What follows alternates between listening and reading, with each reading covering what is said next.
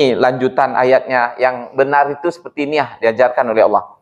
Wa minhum man yaqulu rabbana atina fid dunya hasanatan wa fil akhirati hasanatan wa qina adzabannar. Yang disebut dengan doa sapu jagat ya.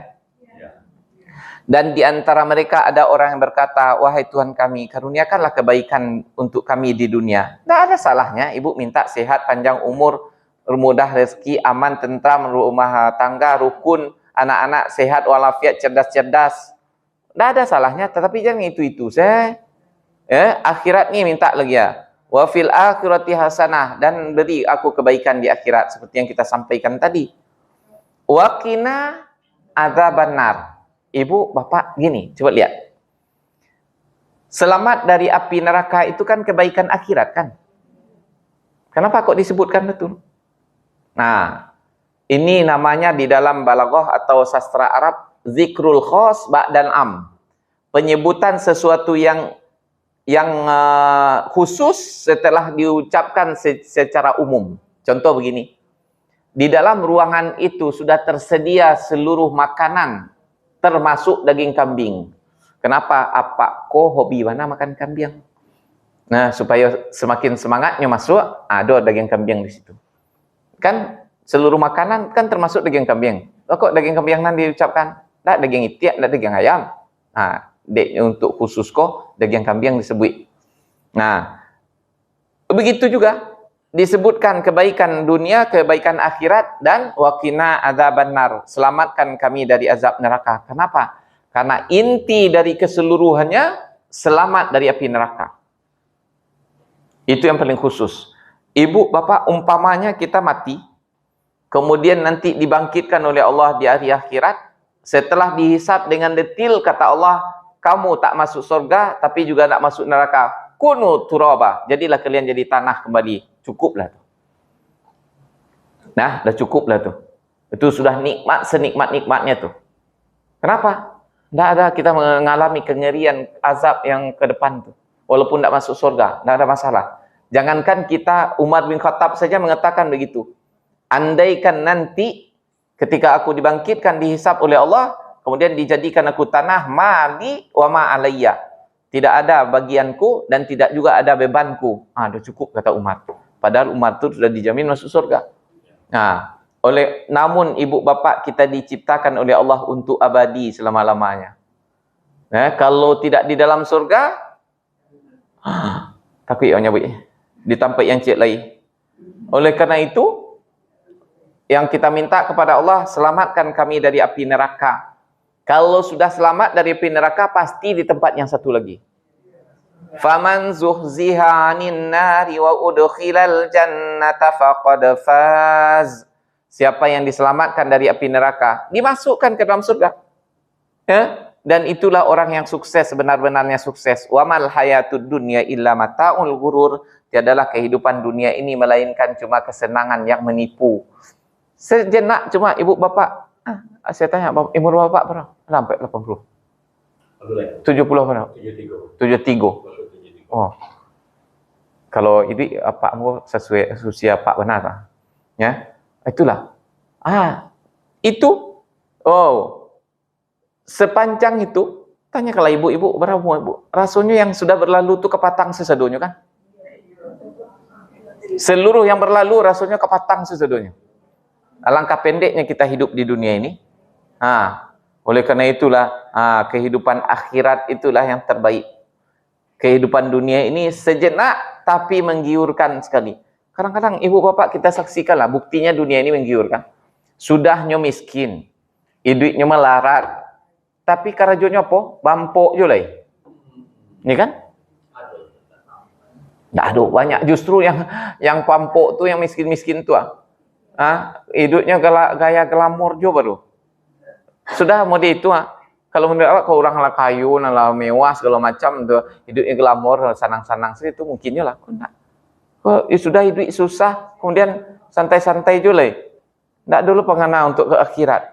Jadi sengsara kedua-duanya nanti. Sudah di dunia sengsara, itu namanya kalau kecil orang kan hidup barakah mati beriman. Jangan hidup kena tanpa, mati kena tangan. Kok itu mau hidup kena tanpa, mati kena tangan itu. Sudah hidup di dunia melarat, mati masuk neraka loleh. Nauzubillah. Nah, makanya salah satu ibu bapak, tadi kan kita cerita, makanya kata Allah, laisa alaikum junahun an tabtagu fadlan min rabbikum. Tiada dosa bagimu mencari karunia dari Tuhanmu. Kenapa, Ibu? Pak, kita cari karunia dari Tuhan, diberi oleh Allah rezeki, kekayaan, kelapangan hidup, tujuannya supaya kita tenang memikirkan akhirat.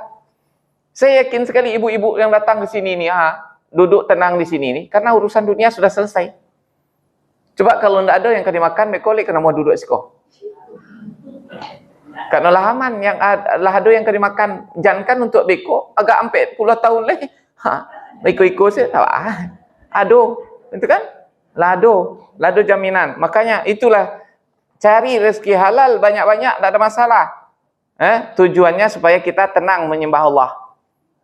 Tak terpikir awak ke rumah ngaji baru dek beko apa lu nak di tanah ke? Tak itu tu kan? Selanjutnya ulaika lahum nasibu mimma kasabu. Mereka itulah orang yang bagian mereka apa yang sesuai dengan yang mereka usahakan. Bukan cerita surga juga, bro. Bukan pahala juga yang diceritakan, tetapi kalau yang dilakukan perbuatan baik, baik pula balasannya. Tapi kalau yang dilakukan perbuatan jelek, jelek pula balasannya. Wallahu sari'ul hisab. Allah itu sangat cepat hisabnya. Sedangkan awak sih pakai kalkulator, cik, langsung. Apalagi bagi Allah, langsung. Cuba ibu ni, bapak ni, selesai semua. Langsung kalkulasi. Solatnya nilainya sekian. Kemudian dikalkulasikan seluruhnya. فَمَنْ يَعْمَلْ مِثْقَالَ ذَرَّةٍ خَيْرًا يَرَهُ وَمَنْ يَعْمَلْ مِثْقَالَ ذَرَّةٍ شَرًّا يَرَهُ. Siapa yang melakukan perbuatan baik, walaupun sebiji atom, dia akan dapatkan balasan. Siapa yang melakukan perbuatan jahat, walaupun sebiji atom, dia akan melihat akibatnya. Faman saqulat mawazinuhu fahuwa fi 'ishatir radiyah wa amma man khaffat mawazinuhu fa ummuhu hawiyah. Siapa yang berat amal kebaikannya, dia dalam kehidupan yang diredhoi.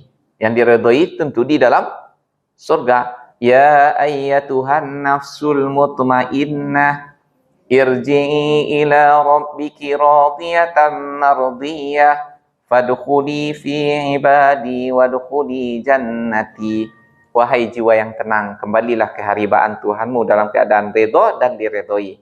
Masuklah ke dalam golongan hamba-hambaku dan masuklah ke dalam surgaku.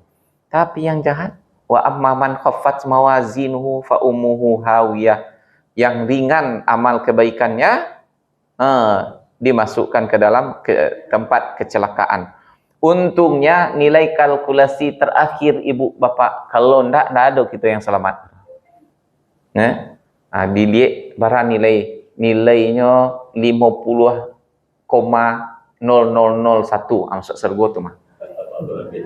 Berlebih seketik. Kenapa? Karena kata Allah tadi, walaupun cuma sebiji atom lebihnya, tidak akan dibiarkan oleh Allah sia-sia. 50,000001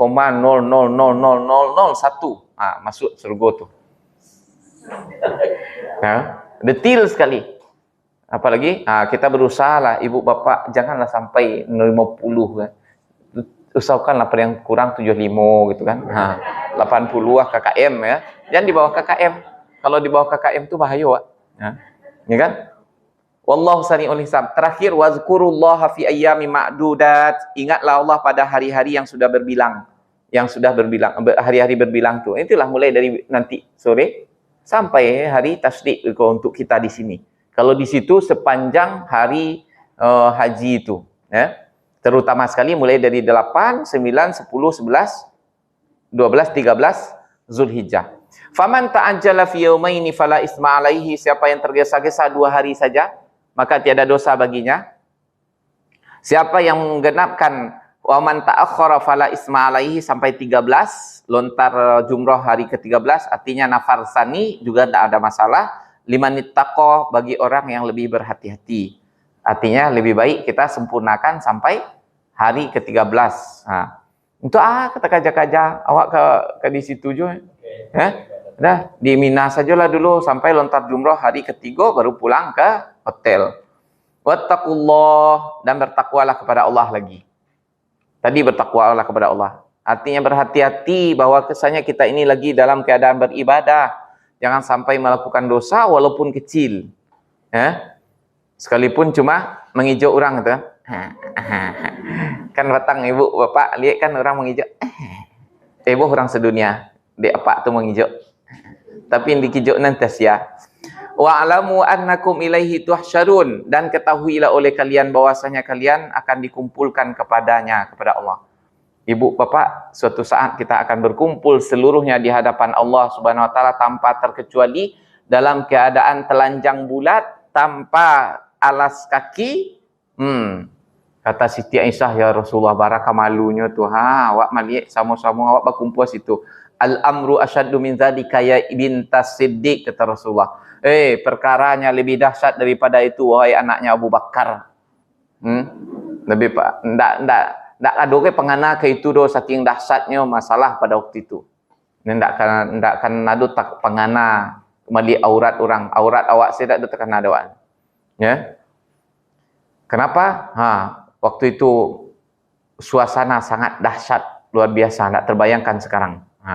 Persiapkanlah dirimu untuk menghadapi hari itu, kata Allah, dengan melaksanakan ibadah yang sempurna, dan yang paling penting adalah ikhlas karena Allah Subhanahu wa taala. Sebagaimana kita katakan tadi, ibu bapak, tidak akan sanggup kita betul-betul sempurna, pasti ada saja kekurangannya, dan disitulah kita mengakui di hadapan Allah, ya Allah, inilah cuma yang bisa aku lakukan, ya Allah, sekalipun serupui ko terima jo lah, ya Allah. Seperti saudara Nabi Yusuf mengatakan kepada Nabi Yusuf, innallaha yuhibbul mutasaddiqin. Kami datang ke sini bimuzjat ya ayyuhal azizu in qad masana duru wa ahlana masana wa ahlana duru wajinaka bi bidaati muzjah fa ufilanal kaila wa tasaddaq alaina. Wahai Tuan Raja, kami datang ke sini dalam keadaan susah payah, keluarga kami sengsara di situ. Barang yang akan kami jadikan sebagai pengganti dari gandum, bahan makanan cuma segini cuma. Oleh karena itu, walaupun segini, penuhi juga lah sukatan untuk kami. Kata saudara-saudara Nabi Yusuf, nanti kita tadabburi ibu bapak. Ini kita persembahkan kepada Allah Yusuf. Ya Allah, aman ibadah kami cuma begini. Tidak akan bisa membeli surga, ya Allah. Tetapi sungguh pun demikian, kami ini hamba-Mu. Terima je lah, walaupun seketik. Compang-camping, rusak-rusak. Kalau serupa itu, ibu bapak beribadah, memohon kepada Allah, merendah, pasti terasa tu dalam hati. Tapi lah Rasul santiang lo, tahajud tadi malam 8 rakaat, sajus lo lah itu. Tambah 3 rakaat lo witir. Tu dalam keadaan puasa lo lah subuh tu. Tu sedekah lo lah tadi tu 1 miliar. Pasti masuk surga punya. Ya. Malah adon sedekah sehari 1 miliar.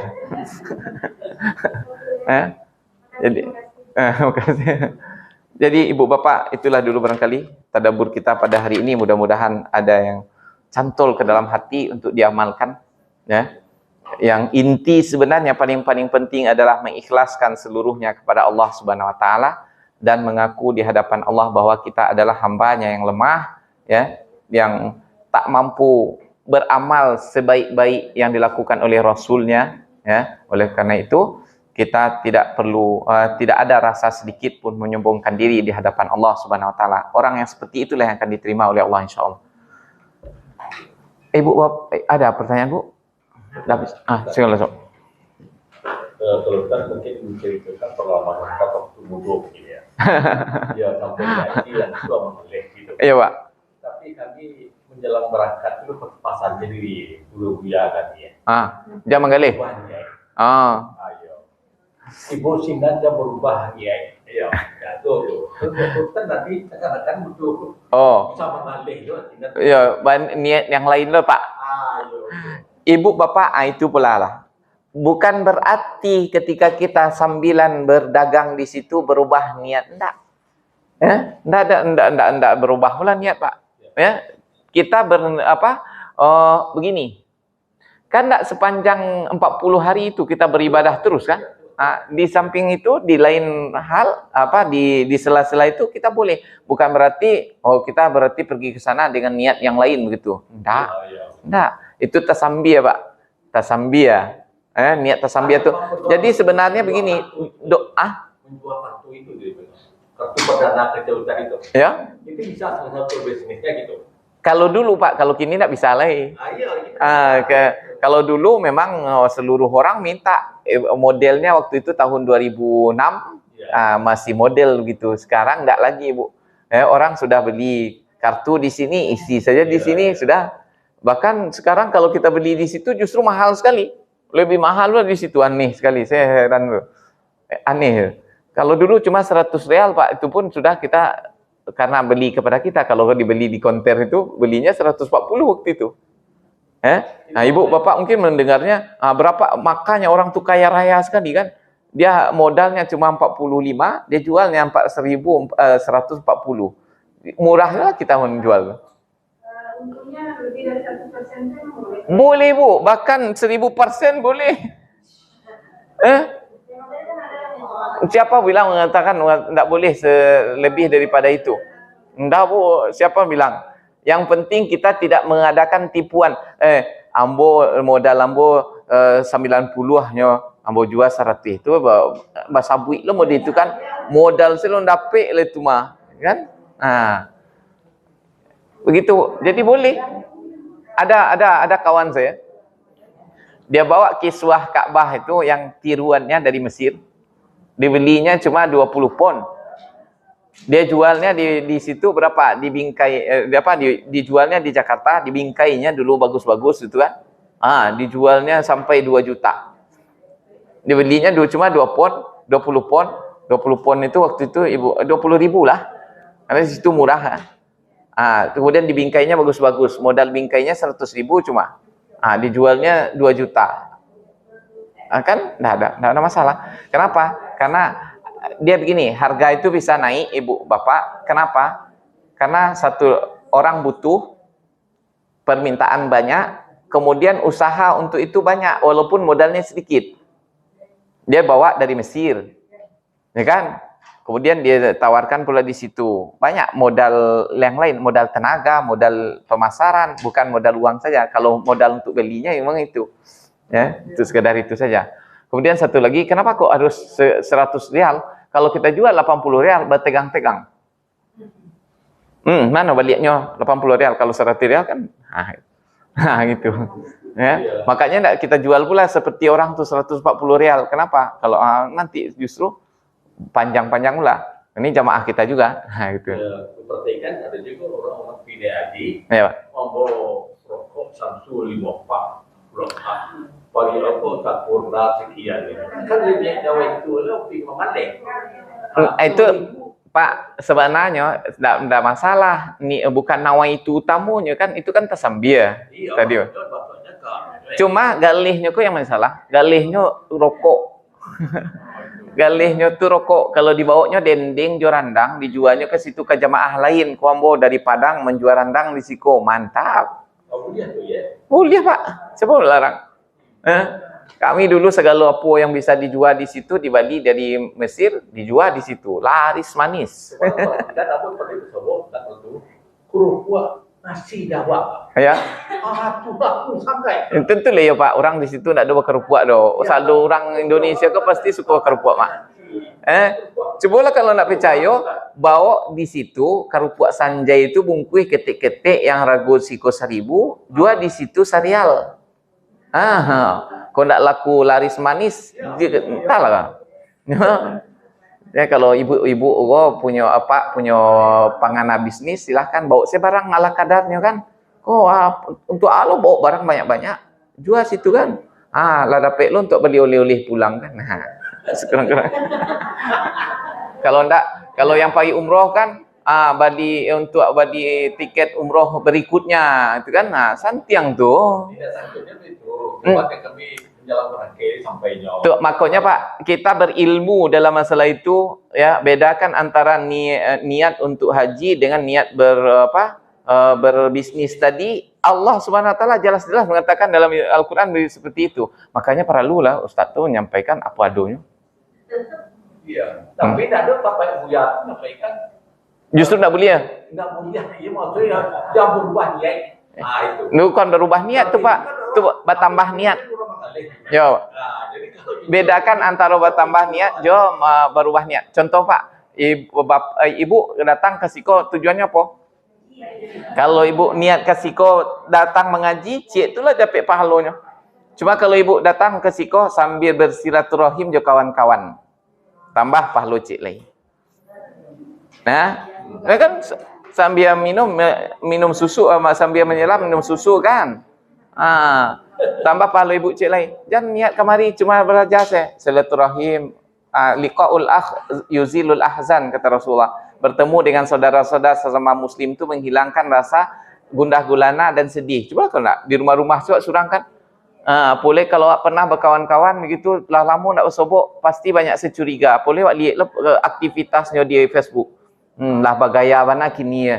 Lah sok-sok saya gitu. Dia awak nak ada bersobok-sobok, pas bersobok senyumnya kan. Nyobawaan lo makanan cik oleh-oleh deh yo sebenarnya lo kawan tu rupoi cik. Kamu petang pulang umrah kuah dia giahnya lo jilbab cik kan? Itu makanya ibu umpamanya kalau kita ada rasa agak kurang senang kepada orang, tamui bana ke rumahnya. Tamui bana. Yo serupa itu nak pasti itu permainan setan. Silaturahim tu lah gunanya.